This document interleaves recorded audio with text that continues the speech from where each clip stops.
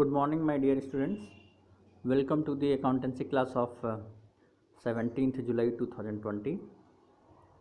And in accountancy class of last accountancy class, I have given you two questions to solve. Question number 1 and 2. Question number 1 and question number 2.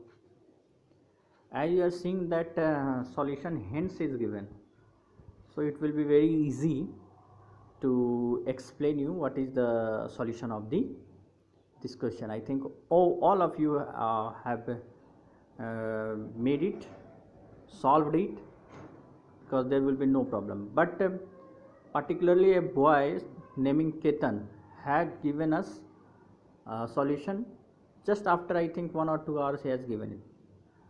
So I am taking his solution. First of all, I am reading out a question. There was a debit balance of rupees 24,000 in the firm's profit and loss account. Number 1. A piece of machinery not recorded in the books of assets was sold for 4,000, and creditors of rupees 50,000 were 45,000 paid in full settlement of his account. इसका हिंदी में ये meaning होगा कि एक 24,000 का profit and loss account है, debit balance है. Debit balance means loss है, वो लॉस है. उसके बाद है a piece of machinery not recorded in the books was sold for 4,000, यानी कि 4,000 में उसको हम लोग बेचे हैं, वो भी कि बुक में रिकॉर्डेड नहीं है, यानी कि अनरिकॉर्डेड एसेट्स है. एंड नंबर सी में है creditors of 50,000 were paid 45,000 in full settlement of account, यानी कि उसको 50,000 के बदले 45,000 रुपया दिया गया है. तो यहाँ फर्म को 5,000 का प्रॉफिट हो रहा है. इस क्वेश्चन में एक चीज़ मिसिंग है. इस क्वेश्चन में लिखा होना चाहिए था कि हाँ, ऊपर में लिखा हुआ है, सॉरी, ये लिखा हुआ है ऑलरेडी कि 2:2 1:1:2 है, और सारा के सारा जो है ऑलरेडी रियलाइजेशन अकाउंट में ट्रांसफ़र किया जा चुका है. चलिए इसका हम लोग सॉल्यूशन देखते हैं कि जो केतन ने भेजा है. सबसे पहले जो लॉस है 24,000 का, उसको हम लोग बांट देंगे 2:1:2 में.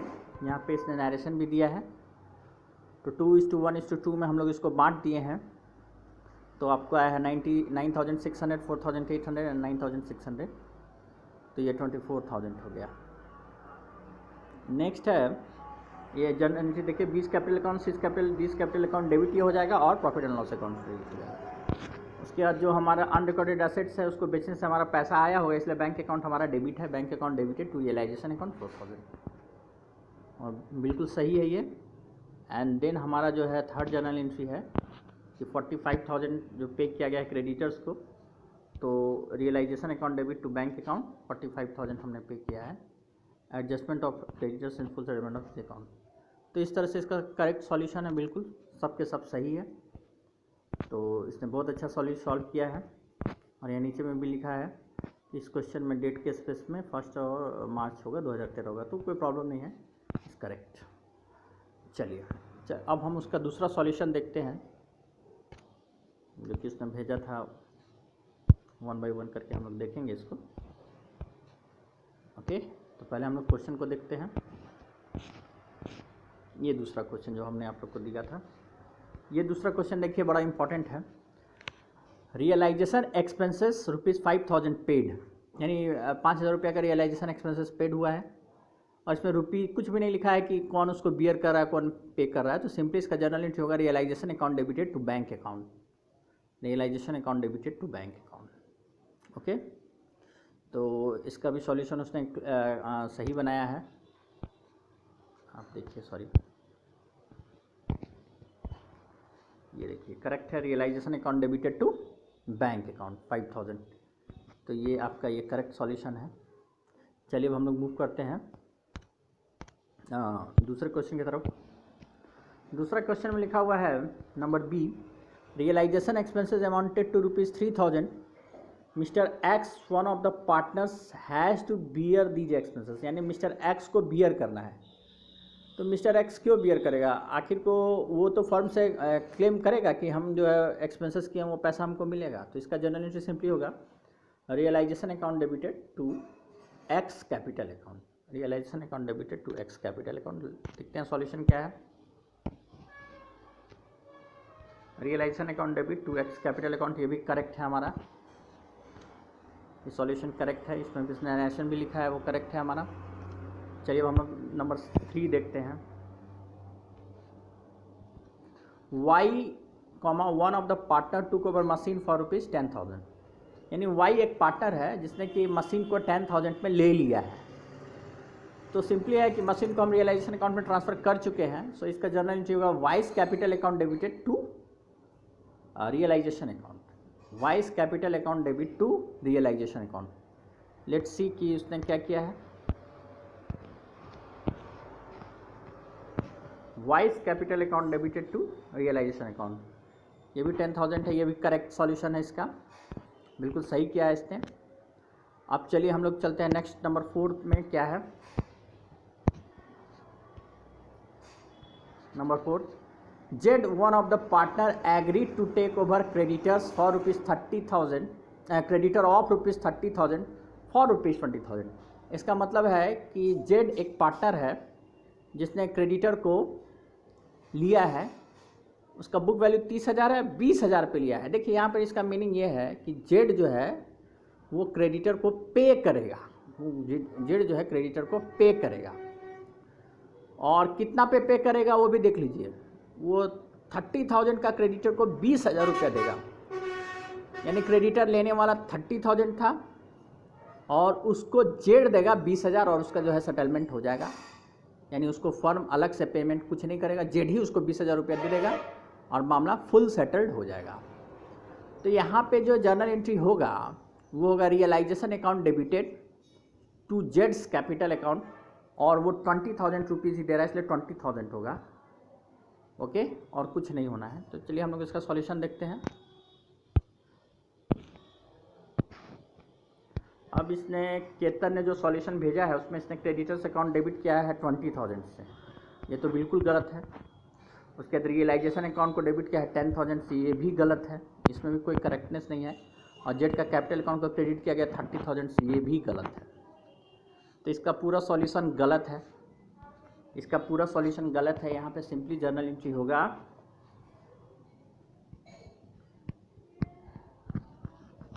रियलाइजेशन अकाउंट डेबिट टू जेड्स कैपिटल और अमाउंट होगा 20,000। इसका करेक्ट सॉल्यूशन आप लोग लिख लीजिएगा। ओके, तो ये इसका गलत है। केतन आप भी इसको सुधार कर लीजिएगा, ये आपका गलत है। तो इसको हम लोग आपको इसको ये जो सॉल्यूशन जो आपने भेजा है ये गलत है, इसको आप सुधार लीजिएगा। चलिए नेक्स्ट क्वेश्चन देखते हैं हमारा क्या है। Y one of the partner had given a loan to firm, ये हम लोग देख रहे हैं number 5। Y one of the partner had given loan to the firm of ₹20,000, it was paid back to him at a time of dissolution। Y एक partner है, Y का loan है, तो ये मिसेज वाई नहीं है, ये मिस्टर वाई है, पार्टनर का लोन है। तो Y का लोन को हम रियलाइजेशन अकाउंट में ट्रांसफ़र नहीं करते हैं क्योंकि आउटसाइडर का लायबिलिटी जो है ट्रांसफ़र नहीं होता है, सॉरी इनर लायबिलिटी, क्योंकि Y पार्टनर है, पार्टनर का लोन जो है वो ट्रांसफ़र नहीं होगा। तो वाई का लोन जो इसको हम लोग पे किए हैं डिसोल्यूशन के समय, तो इसका जर्नल एंट्री होगा Y's loan account debited to bank और कैश अकाउंट। तो चलिए इसका सॉल्यूशन हम लोग देखते हैं कि केतन ने क्या किया है। आप देख सकते हैं इसने वाइज कैपिटल अकाउंट किया है, ये गलत है। यहाँ पे होगा Y loan account, Y's loan account debited to cash और bank account, Y's loan account debited to cash और बैंक अकाउंट 20,000 अमाउंट सही है, लेकिन ये वाई कैपिटल नहीं, वाइज लोन अकाउंट होगा, करेक्ट। चलिए हम लोग नेक्स्ट मूव करते हैं। इसके बाद है बैंक लोन पेड 50,000। तो बैंक लोन जो है आउटसाइडर्स लायबिलिटी, ये रियलाइजेशन अकाउंट में ट्रांसफर होता है, इसलिए इसका करेक्ट जर्नल एंट्री होगा realisation account debited to cash और बैंक अकाउंट। तो चलिए देखते हैं कि केतन ने क्या किया है।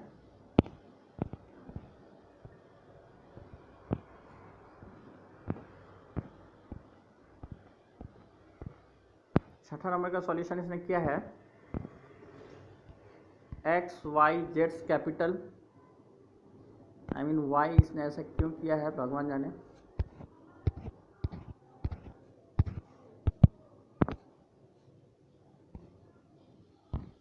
ये हम लोग देखेंगे।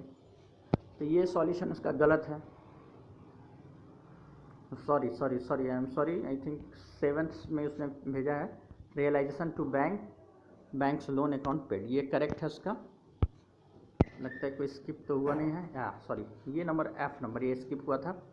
Profit and loss account balance of 50,000 appeared in the asset side of balance sheet, ये एक प्रकार का लॉस होता है।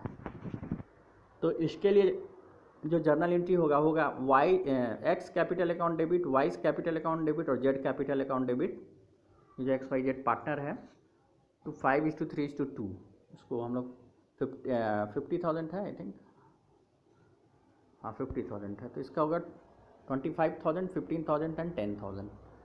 तो चलिए इसका सॉल्यूशन उसने करेक्ट किया है I think,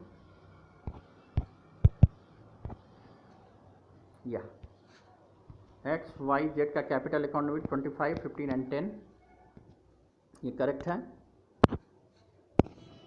2 profit and loss account, तो उसका 6th नंबर सॉल्यूशन भी करेक्ट है और 7th नंबर सॉल्यूशन भी करेक्ट है। और जो बैंक लोन पे किया realisation account debit to cash और बैंक अकाउंट 50,000 का करेक्ट। अब हम लोग मूव करते हैं next, and unrealised assets realised, unrecorded assets realised 17,000, यानी कि अनरिकॉर्डेड एसेट्स से उससे 17,000 रुपीज़ मिला है। तो पैसा मिला इसलिए बैंक अकाउंट डेबिट होगा, बैंक और cash account debited to realisation account. चलिए इसका सॉल्यूशन देखते हैं कि उसने क्या किया है। Bank and cash account debited to realisation account, ये भी करेक्ट है, अमाउंट भी करेक्ट है। चलिए अब हमारा है stock worth ₹20,000 was taken over by Z for ₹14,000। या जेड ने ले लिया है 14,000 में स्टॉक को, तो स्टॉक भी ट्रांसफ़र हो जाता है, तो वेरी इजी है इसका। ये 20,000 का है, लिया है उसने 14,000 पे, तो जर्नल एंट्री 14,000 से बनेगा और जर्नल एंट्री होगा जेड्स capital account debit to realisation account. चलिए देखते हैं जेड्स capital account debit to realisation account, ये भी करेक्ट है इसका। बहुत अच्छा जवाब दिया है केतन ने। और नाउ हम लोग लास्ट क्वेश्चन में आते हैं। लास्ट क्वेश्चन है कि gain on realisation distributed amount X Y and Z. तो गेन आप देखिए, गेन मैं फिर से बताता हूँ, गेन इस तरफ होता है, ये रियलाइजेशन अकाउंट होता है, गेन हमेशा इस तरफ होता है। तो ये realisation account debit to X capital account, Y's capital account and जेड्स कैपिटल अकाउंट। और जो हम लोग जो 5:3:2 जो हमारा रेशियो है ये वाला, इसमें हम लोग इसको डिस्ट्रीब्यूट करेंगे। और अमाउंट हमारा देख लीजिए कितना है 30,000। तो 30,000 को हम लोग करेंगे तो आएगा 15,000, 10,000 एंड 5,000।